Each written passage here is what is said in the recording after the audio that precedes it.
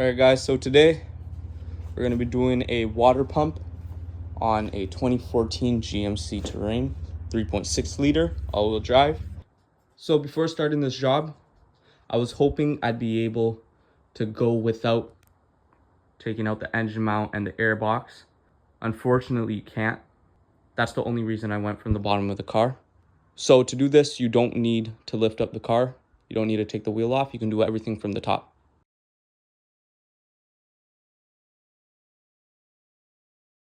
So we're on the passenger side of the car here, and the drain plug for the coolant is going to be located on the rad at the bottom right corner.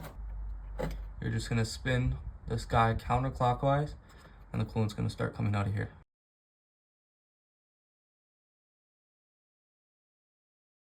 Alright guys, so I've recently discovered that the engineers over at GMC really hate us. The bracket for the engine mount has a little ridge on it that is just far enough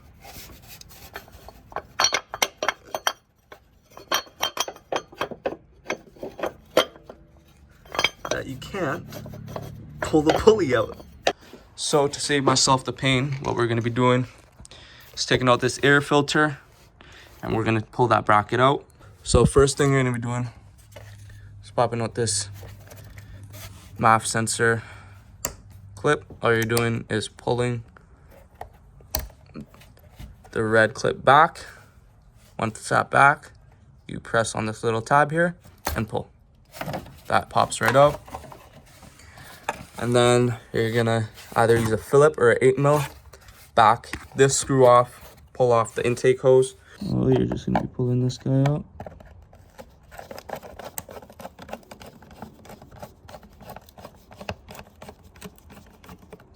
You don't have to back it all the way out, just enough for it to move around. I think I can do this with one hand. Yes, I can. I'm just gonna be pulling this back. And then, right beside, you have two 10mm bolts. You're gonna be taking both of those out. And the rest is just held on by a rubber grommet.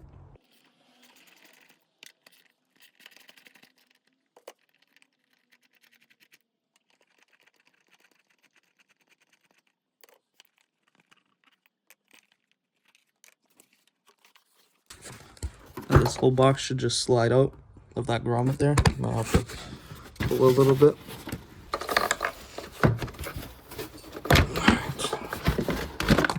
This comes out now. Got a lot more space in here. So next, looks like an 18. You have one 18 here, one on the other side, and then 3, I believe, are 15s.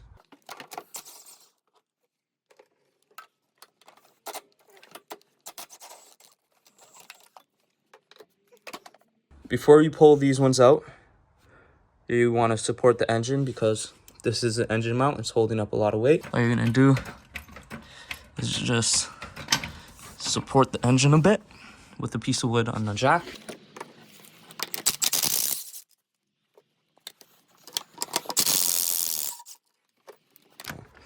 This one you kind of want to go slowly. Make sure that the engine is being supported. So the engine is still dropping a bit. So just give it a quick pump. Beautiful.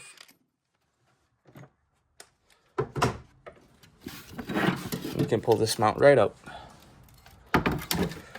Now, all we're left with is this horribly designed brace or bracket. Looks to be 318. So we're going to be pulling those out next. Then we can get to our water pump.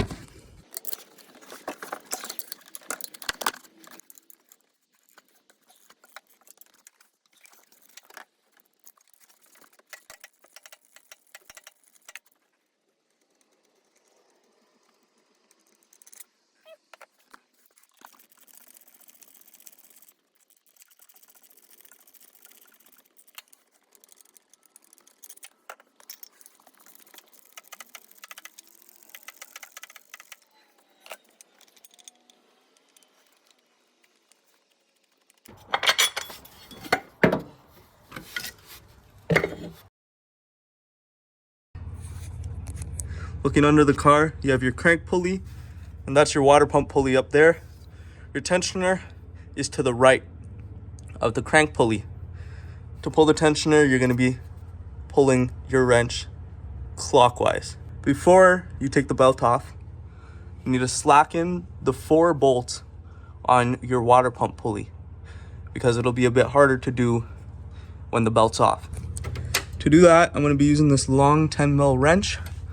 It's a ratcheting wrench with a flex head. Very nice wrench. If you don't have one, you can use any ordinary 10 wrench.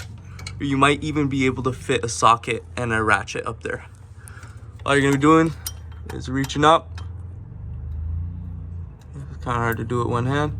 And you're just going to be loosening all 4 bolts. You don't have to take them all the way out right now. Just crack them loose so that you can spin them out when the belt is off. So again, to pull the belt off, you have your tensioner right here. You're going to be putting a 1/2 inch drive in the tensioner, and you're going to be rotating clockwise. And then you can slip the belt off of any pulley. I took it off the crank pulley. It was right there, the easiest. So because we've already loosened the 4 bolts on the pulley, we can go ahead and spin them out by hand or using a wrench if it's tight still. You can see the coolant leak caused by the water pump. We can go ahead and pull our pulley off. You can see this water pump, it's not supposed to have play like that. So you're gonna grab a 10mm on a ratchet and we're gonna pull this pulley out.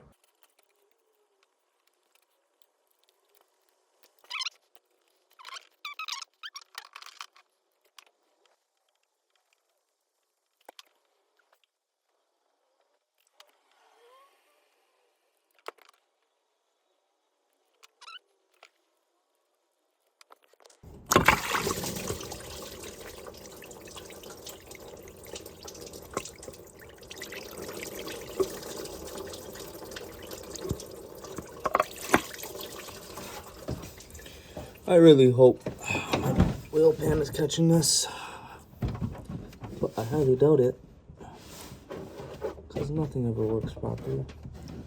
And I can see the coolant all on the ground.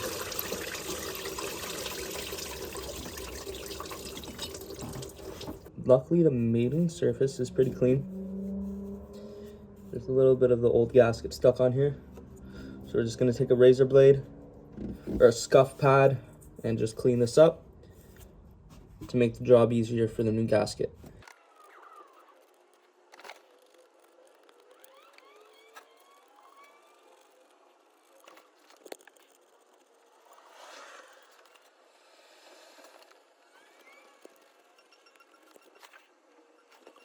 All right, so we're gonna be going back in now. We got some new bolts that came with the water pump, and what I did, a little trick to keep the gasket aligned, is I'm going to put it in with the bolt and the gasket on already.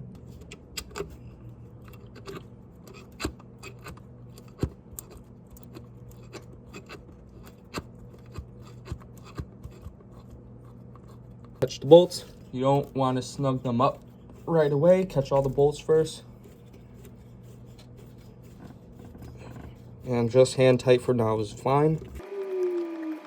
The repair manual does say that the original bolts are supposed to be one-time use. I'm sure it'll be fine if you reuse those bolts, but I'm gonna stay on the safe side and put new ones.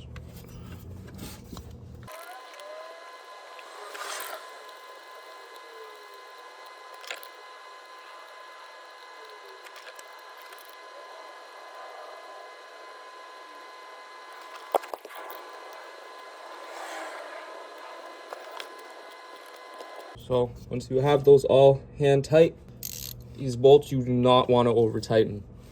If a bolt snaps, it is going to be a lot of trouble to get up. I'm going to start by snugging it up with the ratchet. You always want to go in a crisscross pattern to make sure that it sits down evenly.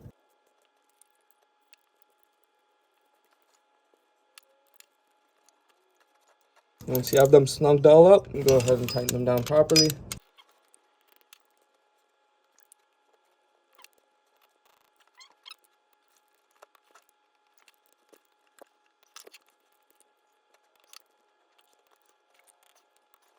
Just give it a quick spin, make sure everything's how it's supposed to be. We're gonna go ahead and throw the pulley on. I also started filling the expansion tank with coolant so that air can start coming out of the system while we're finishing up the installation. So now we're gonna be throwing on the pulley after you've tightened all the bolts.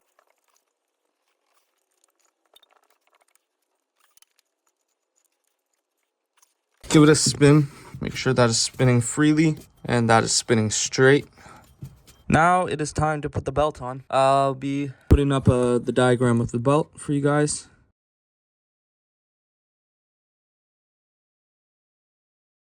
So once your belt is on, I'm just gonna double check everything, make sure it is all lined up correctly. The belt didn't skip anywhere, good.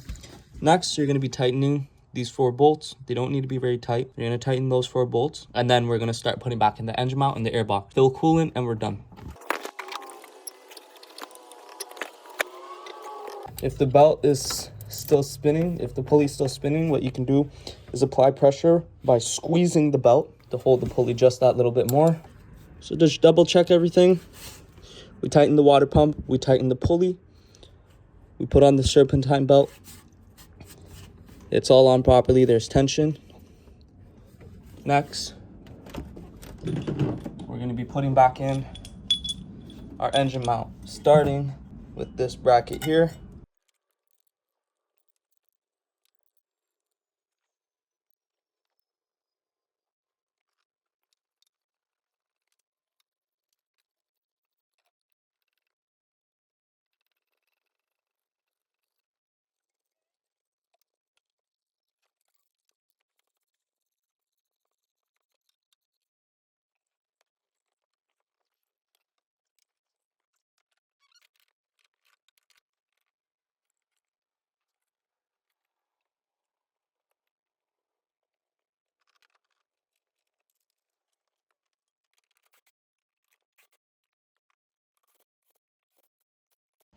You can now take the jack out. So for the air box, remember you have to slide it into that grommet down here. And then there is a hose at the back. Make sure it's lined up and goes in properly into the air box. You're gonna clip on your MOF sensor. Slide on your hose. And then tighten your 210s at the back.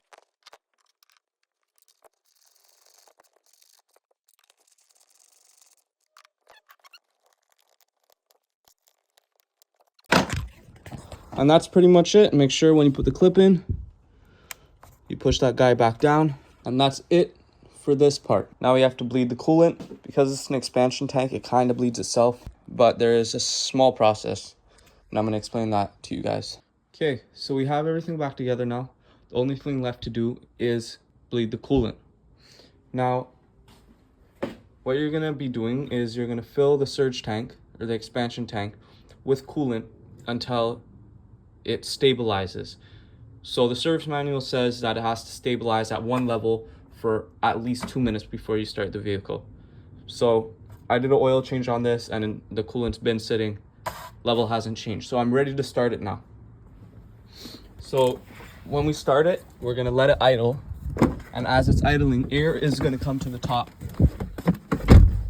and the coolant level will slowly go down. As it's going down, we're gonna fill it up.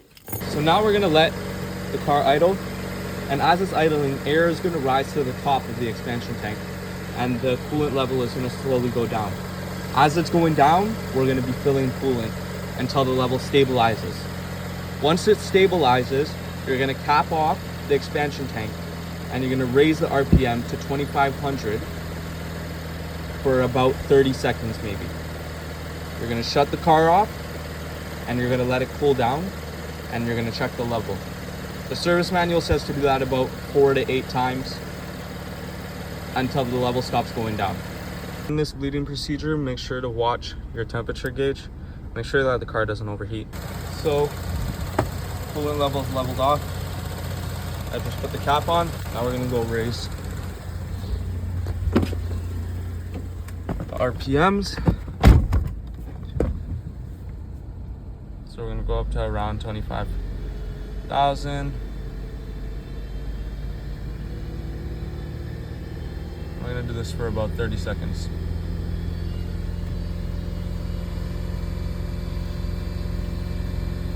In about 30 seconds, what we're gonna do now is turn off the car, and we're gonna let it cool down. And if there still is air in the system, which the level hasn't gone down, but if there's still air in the system, it'll go down. Once the level stops going down, you know you've bled out most of the air.